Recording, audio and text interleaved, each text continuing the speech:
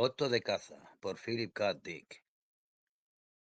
El profesor Anthony Douglas se rellenó en su butaca de cuero rojo y suspiró. Un largo suspiro, mientras se quitaba gruñendo los zapatos y los enviaba de una patada a un rincón. Enlazó las manos bajo la horonda barriga y se reclinó con los ojos cerrados.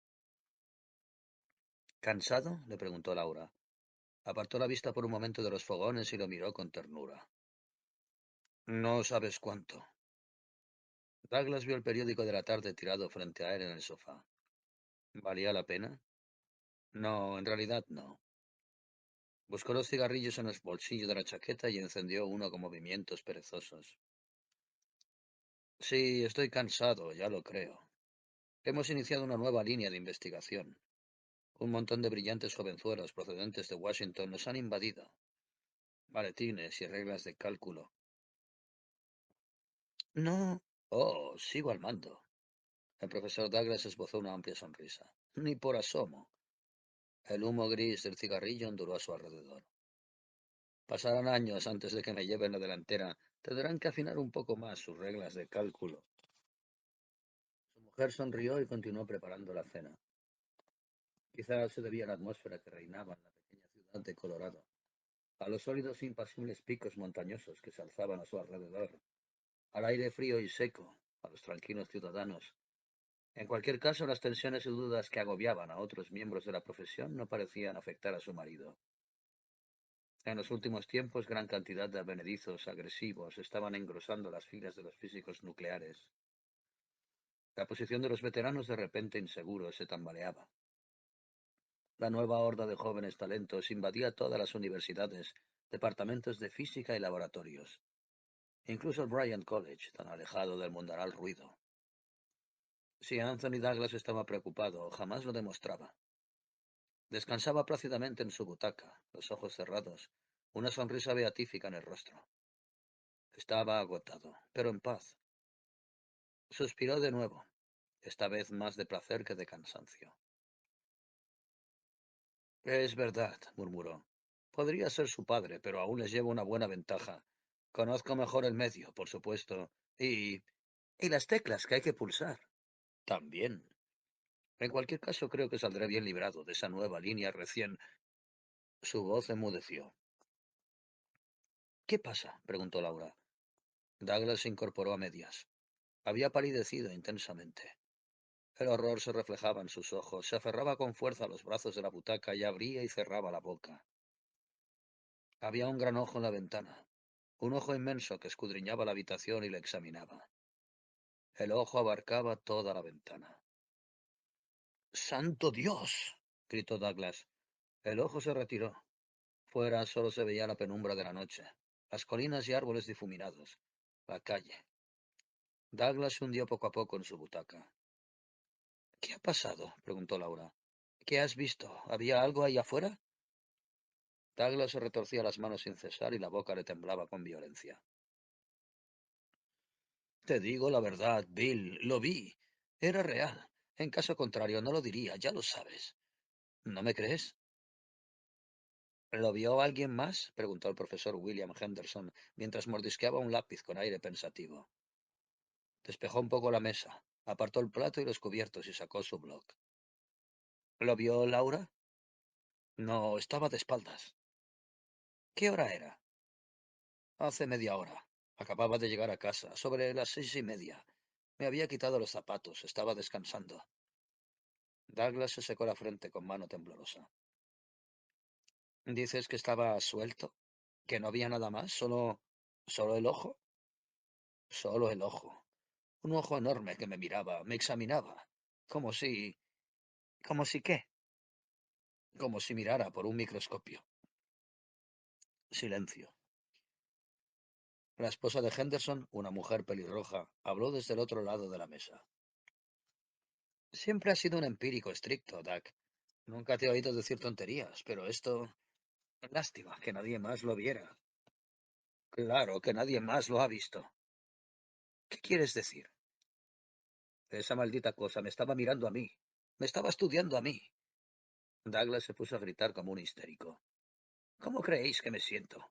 Examinado por un ojo grande como un piano. Dios mío, si no fuera tan estable me habría vuelto loco. Henderson y su mujer intercambiaron una mirada. Bill, apuesto y de cabello oscuro, 10 años más joven que Douglas. Jan Henderson, vivaz, alegre, catedrática de psicología infantil, de rotundos senos, vestida con pantalones y blusa de nylon. ¿Qué opinas?, le preguntó Bill. Entra más en tu especialidad. Es tu especialidad, bufó Douglas. No intentes explicarlo como una proyección morbosa. He venido a verte porque eres el jefe del departamento de biología. ¿Crees que es un animal? ¿Un perezoso gigantesco o algo por el estilo? Tiene que ser un animal. Quizás sea una broma, sugirió Jean, o un cartel publicitario. El logo de un ocultista.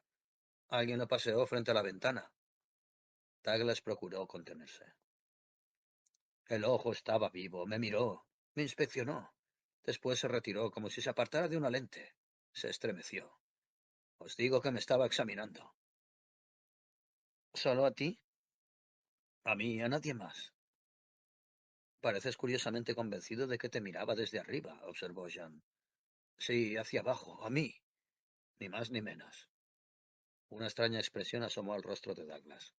Eso es, Jean, como si viniera de arriba. Agitó la mano hacia el techo. Quizá era Dios, murmuró Bill pensativo. Douglas no dijo nada. Palideció y sus dientes castañetearon. Tonterías, dijo Jean. Dios es un símbolo trascendente psicológico que representa fuerzas inconscientes. ¿Te miraba con aire acusador?, preguntó Bill. ¿Como si hubieras hecho algo malo? No, con interés, con considerable interés. Douglas se levantó. Tengo que volver. Laura piensa que estoy sometido a algún tipo de presión. A ella no se lo he dicho, claro. No tiene una mente científica. Sería incapaz de asimilar semejante idea. E incluso a nosotros nos cuesta, dijo Bill. Douglas avanzó hacia la puerta nervioso. ¿No se os ocurre ninguna explicación? ¿Algún ser considerado extinto que todavía merodee por estas montañas? No hay ninguno que nosotros sepamos. Si me enterara de... ¿Has dicho que miraba desde arriba?, interrumpió Jean. No se había agachado para mirarte. Por lo tanto, no puede ser un animal o un ser terrestre. Meditó durante unos segundos. Tal vez nos están observando. A vosotros no, dijo Douglas en tono quejumbroso. Solo a mí. Otra raza, añadió Bill. ¿Crees? Quizás sea un ojo venido de Marte. Douglas abrió la puerta principal con cautela y escudriñó el exterior. La noche era muy oscura. Una leve brisa soplaba entre los árboles y sobre la autopista. Apenas veía el coche, un cuadrado negro recortado contra las colinas. Si se os ocurre alguna idea, llamadme. Tómate un par de fenobarbitales antes de meterte en la cama, aconsejó Jean. Tranquilízate. Douglas salió al porche. Buena idea, gracias. Negó con la cabeza. A lo mejor me he vuelto loco. Dios mío. Bueno, hasta luego. Bajó la escalera y se agarró con fuerza al pasamano. Buenas noches, se despidió Bill. La puerta se cerró y la luz del porche se apagó. Douglas se encaminó hacia el coche con cautela. Extendió la mano en la oscuridad con la intención de palpar la manilla de la puerta. Un paso, dos pasos. ¡Qué tontería! Un hombre adulto, casi de edad madura en el siglo XX. Tres pasos. Encontró la puerta. La abrió. Se deslizó en el interior a toda prisa y cerró con el seguro. Rezó en silencio una oración de gracias mientras encendía el motor y los faros. ¡Qué estupidez! Un ojo gigantesco. Algún truco. Dio vueltas a la idea. ¿Estudiantes bromistas? ¿Comunistas? Un complot para volverle loco. Era un hombre importante, probablemente el físico nuclear más importante del país. Y el nuevo proyecto. Dirigió el coche lentamente hacia la silenciosa calzada. Vigiló cada árbol y arbusto mientras el vehículo aceleraba. Un complot comunista. Algunos estudiantes pertenecían a una organización de izquierdas, una especie de grupo de estudios marxistas. Quizá habían planeado... Algo brilló, iluminado por los faros. Algo situado al borde de la calzada. Douglas lo miró estupefacto. Era algo cuadrado, un bloque largo entre las hierbas que crecían junto a la calzada. donde empezaban los grandes árboles oscuros. Brillaba y centelleaba. Disminuyó la velocidad al mínimo. Un lingote de oro tirado junto al margen de la carretera. Era increíble. El profesor Douglas bajó la ventanilla poco a poco y asomó la cabeza. ¿Era realmente oro? Soltó una carcajada nerviosa. Probablemente no. Había visto oro a menudo, por supuesto, y aquello parecía oro, aunque tal vez fuera plomo. Un lingote de plomo cubierto por una capa dorada. ¿Pero por qué? Una broma. Una tomadura de pelo. Los chicos de la universidad habrían visto su coche cuando se dirigía a casa de los Henderson e intuido que no tardaría en regresar. O efectivamente era oro. Quizá había pasado por allí un furgón blindado. Habría tomado la curva a demasiada velocidad. El lingote habría caído entre las hierbas. En ese caso había una pequeña fortuna tirada junto a la carretera. Pero tener oro era ilegal. Tendría que devolverlo al gobierno. Aunque no podía quedarse con una simple pieza. Si la devolvía obtendría alguna recompensa, varios miles de dólares probablemente. Un plan absurdo pasó por su mente. Se apoderaría del lingote, lo escondería en una caja. Volaría a México, fuera del país. Eric Barnes era propietario de un Piper Cup. No le costaría nada introducir el oro en México o venderlo. Se retiraría. Viviría con toda clase de lujos el resto de su vida. El profesor Douglas resopló irritado. Su obligación era devolverlo. Llamar a la Casa de la Moneda de Denver, contarlo todo. O al departamento de policía. Dio marcha atrás hasta situarse junto a la barra. Apagó el motor y salió. Tenía un trabajo que hacer. Como ciudadano ejemplar, y bien sabía Dios que más de 50 pruebas demostraban con creces su ejemplaridad, tenía un deber que cumplir. Con una linterna en el maletero. Si alguien había perdido un lingote de oro, le correspondía a él un lingote de oro. Imposible. Un escalofrío recorrió su cuerpo y atenazó su corazón. Una débil voz le habló con claridad y racionalidad desde el fondo de su cerebro. ¿Quién abandonaría un lingote de oro? Algo estaba pasando. El pánico le invadió. Se quedó petrificado, temblando de miedo. La autopista oscura y desierta, las montañas silenciosas, estaba solo. Un lugar perfecto. Si querían cogerle, ellos. ¿Qué? Miró a su alrededor. Ocultos entre los árboles, lo más probable, esperándole. Esperando a que cruzara la autopista, a que dejara la carretera y se internara en el bosque, a que se agachara e intentara coger el lingote. Un golpe certero, con eso bastaría. Douglas volvió al coche y encendió el motor. Soltó el freno. El coche saltó hacia adelante y aceleró. Le temblaban las manos. Douglas se aferró con desesperación al volante. Tenía que huir, escapar antes de que, lo que fuera, le atrapara. Echó un último vistazo por la ventanilla bajada. El lingote seguía en su sitio, todavía centelleaba entre las hierbas que bordeaban la autopista, pero sus contornos eran vagos y el aire oscilaba a su alrededor. De pronto el lingote se esfumó. Desapareció. Su brillo se fundió en la oscuridad.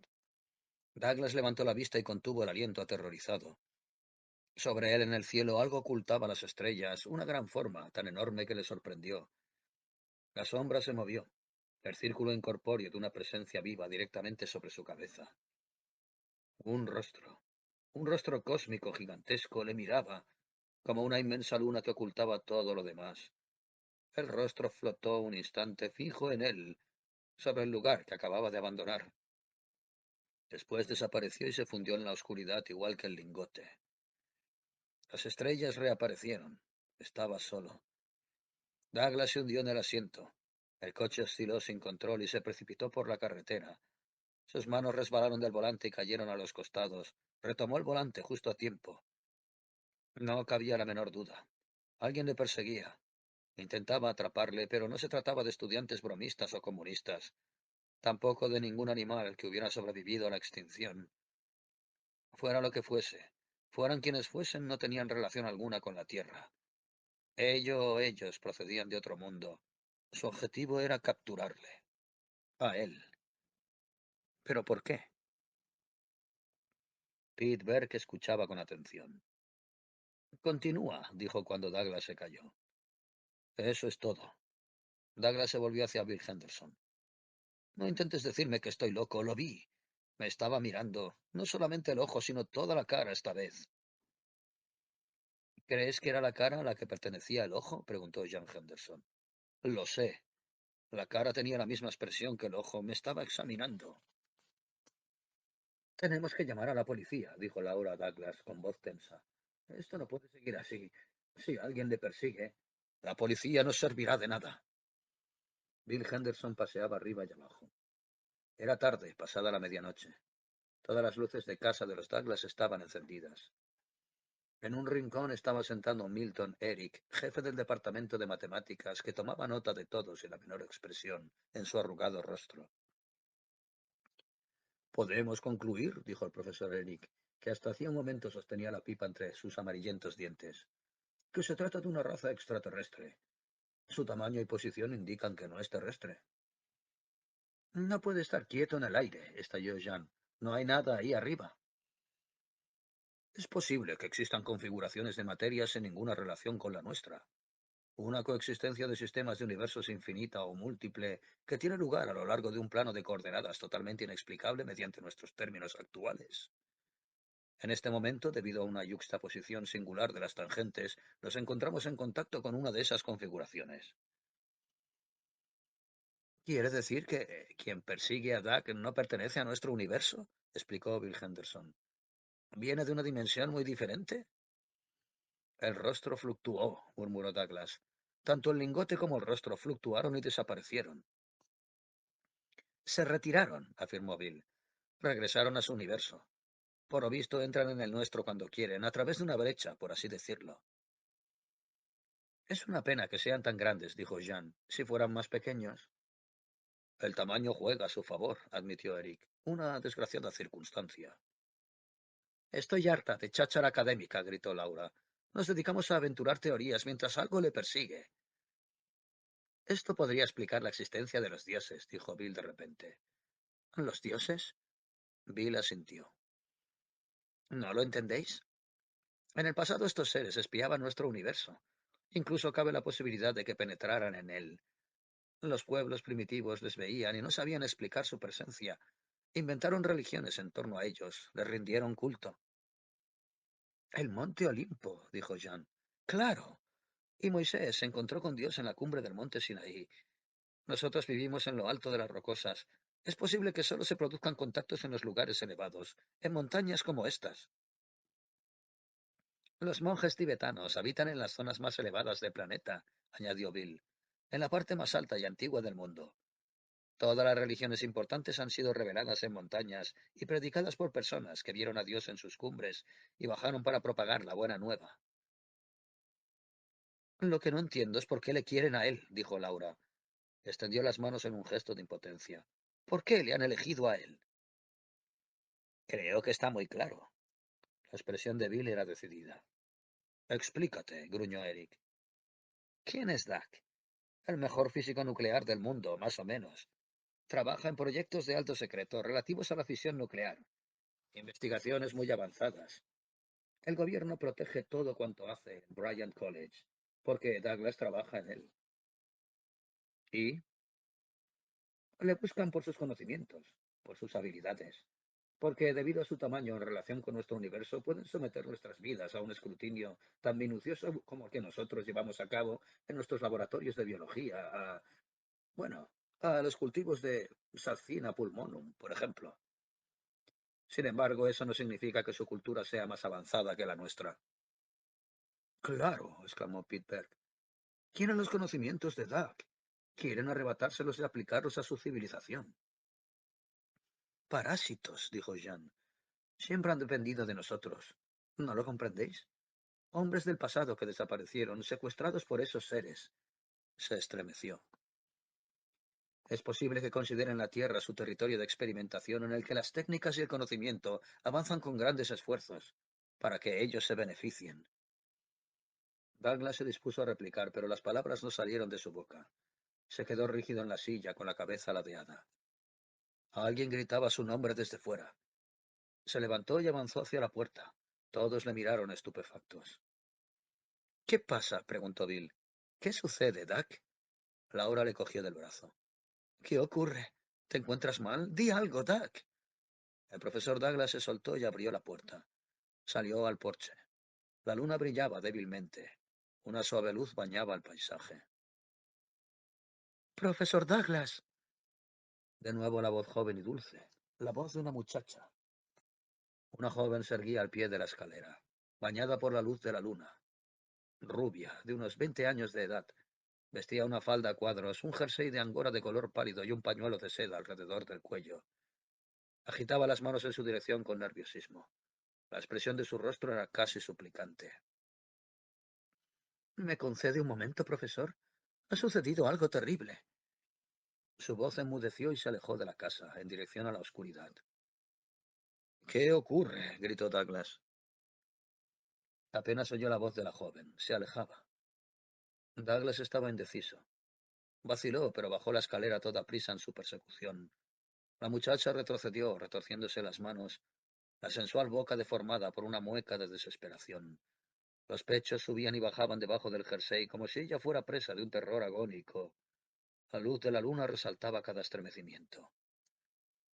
¿Qué pasa? Gritó Douglas. ¿Qué sucede? Corrió tras ella encolerizado. Deténgase, por el amor de Dios. La muchacha se alejaba cada vez más de la casa y de él, en dirección a la gran extensión de césped que señalaba el comienzo del campus. Douglas estaba harto. Maldita chica, ¿por qué no le esperaba? Espere un momento, gritó. Llegó al césped casi sin aliento. ¿Quién es usted? ¿Qué demonios? Cayó un relámpago. Un rayo de luz cegadora estalló detrás de él, a pocos metros de distancia, y dejó un hueco humeante en la hierba. Douglas se detuvo aturdido. Un segundo rayo cayó delante de él. La ola de calor le arrojó hacia atrás. Tropezó y estuvo a punto de caer. La muchacha se había parado de repente. Estaba silenciosa e inmóvil, el rostro inexpresivo. Parecía un muñeco de cera que hubiera cobrado vida de súbito. Pero no tenía tiempo para pensar en eso. Dio media vuelta y corrió hacia la casa. Un tercer rayo cayó frente a él, se desvió a la derecha y se tiró entre los matorrales que crecían junto a la pared. Se apretó contra esta, jadeante. El cielo, tachonado de estrellas, resplandeció levemente. Un breve movimiento. Después nada. Estaba solo. Los rayos cesaron y la chica también había desaparecido. Un señuelo. Una hábil imitación para alejarle de la casa, para obligarle a salir a terreno descubierto y poder dispararle. Se levantó temblando de pies a cabeza y rodeó la casa. Bill Henderson, Laura y Berk estaban en el porche. Hablaban nerviosos y le buscaban con la mirada. Vio su coche aparcado en el camino privado. Si conseguía llegar hasta él, escrutó el cielo. Solo estrellas, ni rastro de ellos. Si lograba subir al coche y escapar lejos de las montañas hacia Denver, que estaba en una zona más baja, quizás se salvaría. Respiró hondo. Solo le separaban 10 metros del coche. Si conseguía entrar. Corrió a toda velocidad, por el camino particular. Abrió la puerta del coche y saltó adentro. Encendió el motor y quitó el freno con movimientos rápidos. El coche se deslizó hacia adelante. El motor cobró vida. Douglas pisó el acelerador con violencia. El coche dio un brinco. Laura, en el porche, gritó y bajó la escalera. El rugido del motor ahogó su grito y el de Bill. Un momento después estaba en la autopista, huyendo de la ciudad por la larga y sinuosa carretera que conducía a Denver. Llamaría a Laura desde Denver. Se reuniría con él. Cogerían el tren que iba hacia el este. A la mierda, al Bryan College. Su vida estaba en juego. Condujo durante horas sin detenerse toda la noche. El sol salió y ascendió poco a poco en el cielo. Se veían más coches en la carretera. Dejó atrás un par de camiones diésel que avanzaban con lentitud y bastantes dificultades. Empezaba a sentirse algo mejor. Las montañas iban disminuyendo de tamaño, cada vez más lejanas. A medida que aumentaba el calor, su estado de ánimo se fortalecía. Había cientos de laboratorios y universidades diseminados por el país. No le costaría continuar su trabajo en otro sitio. Una vez lejos de las montañas, no le atraparían. Disminuyó la velocidad. El depósito de gasolina estaba casi vacío. A la derecha de la carretera había una gasolinera y un pequeño café. La visión de la cafetería le recordó que no había desayunado. Su estómago empezaba a protestar. Había un par de coches aparcados frente al establecimiento. Algunas personas estaban sentadas en la barra. Salió de la carretera y entró en la gasolinera. Lleno, le dijo al empleado. Dejó el coche en punto muerto y salió. La grava estaba caliente. Se le hizo la boca agua. Tostadas, jamón, café humeante. ¿Puedo dejarlo aquí?, preguntó. ¿El coche? El empleado desenroscó la tapa y procedió a llenar el depósito. ¿Qué quiere decir?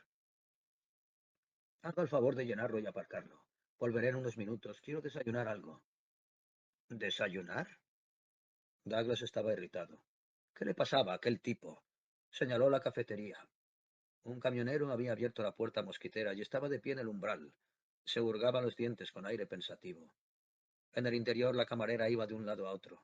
Percibió el aroma del café, del bacon frito. Sonaba una jukebox. Un sonido cálido, amistoso. La cafetería. El empleado dejó de poner gasolina. Bajó poco a poco la manguera y se volvió hacia Douglas con una expresión extraña en el rostro. ¿Qué cafetería?, dijo. El local tembló y se evaporó de súbito. Douglas reprimió un grito de terror. ¿Dónde había estado la cafetería? Donde había estado, solo se veía un campo vacío. Hierba seca, algunas latas herrumbradas, botellas, desperdicios, una valla inclinada. A lo lejos el perfil de las montañas. Douglas intentó serenarse. Estoy un poco cansado, murmuró. Subió al coche con movimientos inseguros. ¿Cuánto le debo? Apenas he empezado a llenar el... Tome. Douglas le tendió un billete. Apártese de mi camino. Encendió el motor y volvió a la autopista. El atónito empleado se quedó mirándole. Por poco, por muy poco. Hubo una trampa y casi había caído en ella. Pero lo más terrorífico no era eso. Había salido de las montañas y continuaban persiguiéndole. No había servido absolutamente de nada. No se encontraba más a salvo que la noche anterior. Estaban por todas partes. El coche devoraba kilómetros. Se estaba acercando a Denver. ¿Y qué? Daba igual. Aunque cavara un agujero en el Valle de la Muerte y se escondiera dentro, seguiría en peligro. Le perseguían y no iban a rendirse. Eso estaba claro. Se devanó los sesos desesperado. Tenía que pensar en algo, en alguna forma de burlarlos. Una cultura parasitaria. Una raza que vivía a costa de los humanos, que se aprovechaba del conocimiento y los descubrimientos humanos. ¿No había dicho eso, Bill? Iban en pos de sus conocimientos especializados, únicos en física nuclear. Le habían elegido por su superioridad sobre los demás colegas. Le perseguirían hasta atraparle. ¿Y luego qué? El terror se apoderó de él. El lingote de oro, el cebo, la muchacha parecía tan real. La cafetería llena de gente, e incluso los olores, bacon frito, café humeante. Dios, si fuera una persona normal, inculta, sin nada especial. Sí, el ruido de un reventón. El coche dio bandazos. Douglas blasfemó. Un reventón. Precisamente ahora. Precisamente. Douglas detuvo el coche en la cuneta. Paró el motor y echó el freno de mano. Permaneció sentado un rato en silencio. Por fin rebuscó la chaqueta y sacó un aplastado paquete de cigarrillos. Encendió uno, lentamente, y bajó la ventanilla para que entrara un poco de aire. Estaba atrapado, sin duda. No había nada que hacer. Estaba completamente solo entre dos ciudades. El reventón era intencionado, por supuesto. Algo en la carretera, esparcido desde arriba. Tachuelas, lo más probable. La autopista estaba desierta. No se veía ningún coche. Estaba completamente solo entre dos ciudades. Denver se encontraba a 45 kilómetros de distancia. No existía la menor posibilidad de llegar allí. Campos llanos, planicies desoladas le rodeaban. Nada excepto la llanura y el cielo azul. Douglas escrutó el cielo. No podía verlos, pero estaban en algún lugar, esperando a que bajara del coche. Una civilización extraterrestre utilizaría sus conocimientos, sus habilidades. Sería un instrumento en sus manos, un esclavo, nada más. En cierto modo, era un consuelo. Había sido seleccionado entre todos los miembros de la sociedad. Sus conocimientos y habilidades habían superado los de todos los demás. Se sonrojó levemente. Le habrían estudiado durante cierto tiempo. El gran ojo le habría observado a menudo por su telescopio o microscopio o lo que fuera. Habría tomado buena nota de su capacidad y comprendido que era un elemento fundamental para su civilización. Douglas abrió la puerta del coche. Salió y pisó el recalentado asfalto. Tiró el cigarrillo y lo aplastó con calma. Respiró hondo. Se estiró y bostezó. Vio las tachuelas, diminutos puntos de luz sobre la superficie del pavimento. Las dos ruedas delanteras estaban deshinchadas. Algo brilló sobre él.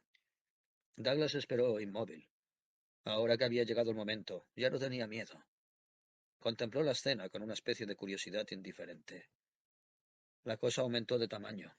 Creció y se expandió sobre su cabeza. Vaciló un momento, después descendió. Douglas no se movió cuando la enorme red cósmica se cerró sobre él. Las cuerdas le apretaron cuando la red se alzó. Subió hacia el cielo, pero estaba tranquilo, en paz, sin ningún temor. ¿Por qué iba a tener miedo? Seguiría con el mismo trabajo de siempre.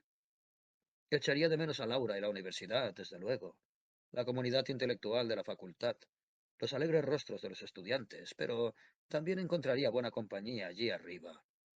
Gente con quien trabajar, mentes disciplinadas con las cuales comunicarse. La red subía cada vez con mayor rapidez. El suelo retrocedía con celeridad. La Tierra pasó de ser una superficie plana a un globo. Douglas lo observó todo con interés profesional. Sobre la intrincada red distinguió el contorno del otro universo, del nuevo mundo hacia el que se dirigía. Formas. Dos enormes sombras acuclilladas, dos figuras increíblemente gigantescas agachadas. Una tiraba de la red, la otra miraba y sujetaba algo en la mano. Un paisaje. Sombras difusas, demasiado inmensas para que Douglas las abarcara. Captó un pensamiento. Por fin. ¿Cuántas dificultades? Valía la pena, pensó el otro ser. Aquellos pensamientos retumbaron en su cabeza, poderosos pensamientos procedentes de mentes inmensas. Yo tenía razón. El más gordo. Menuda presa. Pesará sus buenos 24 ratchets. Por fin. De pronto, a Douglas le abandonó la compostura. Un escalofrío de horror recorrió su mente. ¿De qué estaban hablando? ¿Qué querían decir? Entonces le sacaron de la red. Cayó. Algo se acercó. Una superficie plana, brillante. ¿Qué era? Curiosamente, se parecía muchísimo a una sartén.